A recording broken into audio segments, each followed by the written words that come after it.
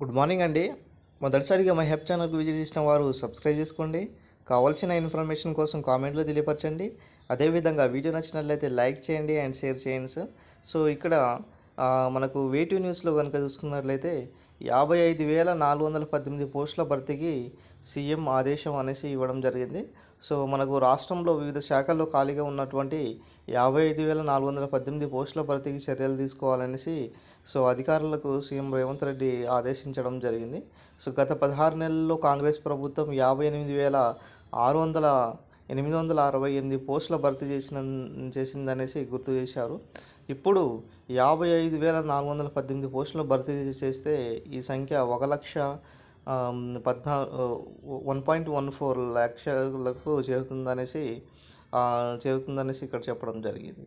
మరి ఈ 55,418 పోస్టులలో మనకు అన్ని శాఖల్లో అటు విద్య, వైద్య, ఆరోగ్య రంగాల్లో అయినా సరే, సో అన్ని పంచాయతీరాజ్ డిపార్ట్మెంట్ అయినా సరే, అన్ని రంగాల్లో కూడా ఈ యొక్క పోస్టులు అనేది ఉండడం జరుగుతుంది. సో అటు పవర్ సెక్టర్స్ అయినా కూడా ఉండడం జరుగుతుందండి.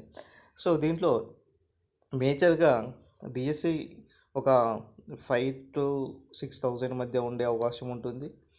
ఎస్ఐ అండ్ కానిస్టేబుల్ దాదాపుగా 10,000-15,000 మధ్య ఉండే అవకాశం ఉంటుంది. గ్రూప్ 1, గ్రూప్ 2, గ్రూప్ 3 అదొక 2,500 దాకా పోస్టులు ఉండే అవకాశం ఉంటుంది.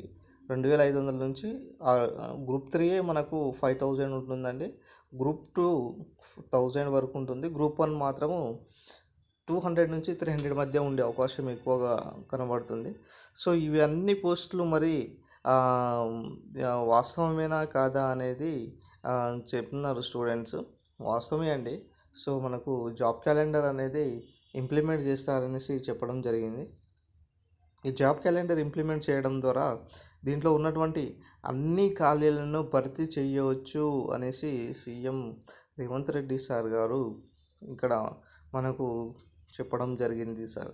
సో మనకు రాబోయే రోజుల్లో ఈ యొక్క పోస్టులు అనేది భర్తీ ప్రక్రియ అనేది చాలా వేగవంతంగా జరుగుతుంది, పారదర్శకంగా ఉంటుంది సార్. ఖచ్చితంగా ఎవరైనా గ్రూప్ 1, గ్రూప్ 2, గ్రూప్ 3 మిగతా పోస్టులలోనే మిస్ అయిన వాళ్ళు ఇప్పటికే డిలే చేయకుండా మీ యొక్క ప్రిపరేషన్ అనేది ఇప్పటి నుంచి స్టార్ట్ చేసిన మీరు వచ్చే నోటిఫికేషన్లో విజయం సాధించవచ్చండి. ఎందుకంటే ఇంత భారీ పోస్టులు మళ్ళీ ఎప్పుడు వస్తుందో కూడా తెలియని పరిస్థితిలో ఉన్నది. సో కాబట్టి మీ యొక్క ప్రిపరేషన్ స్టైల్ ఏదైతే ఉన్నదో మార్చినట్లయితే ఖచ్చితంగా మీరు వచ్చే ఈ జాబ్ క్యాలెండర్లో జూన్ నుంచి జూలై మధ్యలో ఎప్పుడైనా జాబ్ క్యాలెండర్ రావచ్చు. కాబట్టి మీ యొక్క ప్రిపరేషన్ స్టైల్ను మారిస్తే, స్టాండర్డ్ బుక్స్ను ఫాలో అవుతే, సో ఒక బుక్ని 10 సార్లు చదివితే మీరు ఖచ్చితంగా రేపటి విజేతలో మీరే అవుతారు. కాబట్టి సో ఈ విషయాన్ని దృష్టిలో పెట్టుకొని మీ యొక్క ప్రిపరేషన్ అనేది డిలే చేయకుండా కంటిన్యూ చేయండి మై డియర్ ఫ్రెండ్స్. అదేవిధంగా మనకు గ్రూప్ 1 గురించి ఇప్పటికే రాష్ట్ర వ్యాప్తంగా చాలా వివాదాలుగా మారుతుందనేసి అటు ఓయూలో చాలామంది అభ్యర్థులు నిరసనల వీక్షణలు చెప్తున్నారు. మరి దీంట్లో అవకతవకలు జరుగుతున్నాయి అనేసి చెప్పడం జరుగుతుంది. మరి దీనిపై వాస్తవాలు ఎంతో అవాస్తవాలు ఎంతో తెలియదు. కాబట్టి సో టీజీపీఎస్సీ చైర్మన్ గారు ఒక ప్రెస్ మీట్ పెట్టి ఒక క్లారిటీ ఇస్తే బాగుంటుందనేసి నా ఉద్దేశం అండి. నెక్స్ట్ ఇంకోటి విషయం ఏంటిదంటే రాష్ట్రంలోనే ఈ యొక్క ప్రక్రియ అనేది చాలా వేగవంతంగా జరుగుతుందో మనం చూడవచ్చు. అటు డిఎస్సి 2 monthsలో కంప్లీట్ చేశారు. ఇటు గ్రూప్ 1, గ్రూప్ 2 కూడా చాలా తొందరగానే రిజల్ట్ అండ్ అపాయింట్మెంట్స్ కూడా ఇస్తున్నారు. ఇప్పుడు వచ్చే నోటిఫికేషన్ కూడా ఇంతే స్పీడ్ ఆఫ్ ఉంటుంది. కాబట్టి మీ యొక్క ప్రిపరేషన్ అనేది కంటిన్యూ ఉంచుకోండి my dear friends. So video నచ్చినట్లయితే లైక్ చేయండి, సబ్స్క్రైబ్ చేసుకోండి my dear friends. Thank you friends, thank you one and all.